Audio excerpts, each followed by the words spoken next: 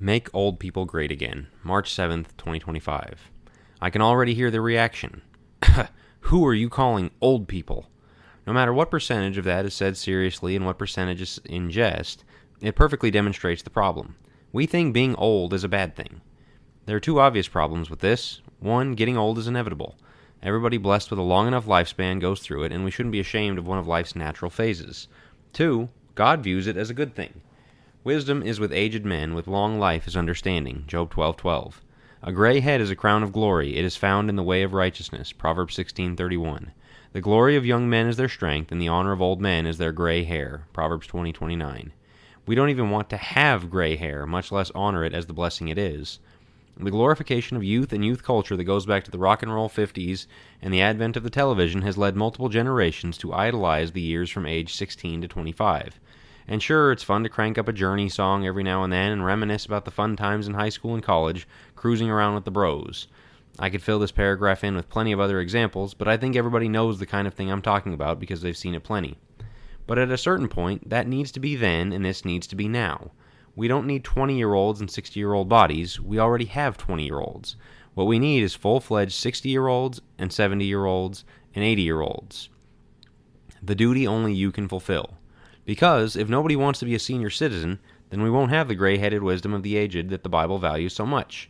And while most of this discussion about being old is done in jest, the real implications show up when our 60, 70, and 80-year-olds either have terrible worldly advice to give or refuses to lovingly take up the challenge of making disciples of the younger generations. The Hebrew writer's charge that by now many of you should be teachers comes to mind. Young people need to respect their elders, and their elders need to stop getting offended at being called their elders. Anytime boomers and Gen Xers cling to their youth and refuse to take on the responsibility of being the old, we won't have anyone to carry out this crucial duty. The blessing of older, wiser leadership. Loving, godly-minded older people who lead those coming up behind them are the most honorable people you'll find. But that honor only comes to those with the sense of duty. Age isn't a guarantee of wisdom. A poor yet wise lad is better than an old and foolish king who no longer knows how to receive instruction. For he has come out of prison to become king, even though he was born poor in his kingdom. I have seen all the living under the sun throng to the side of the second lad who replaces him. Ecclesiastes 4:13-15. The worst thing the older members of society can do is demand the honor due their age without exercising the responsibility that comes with it.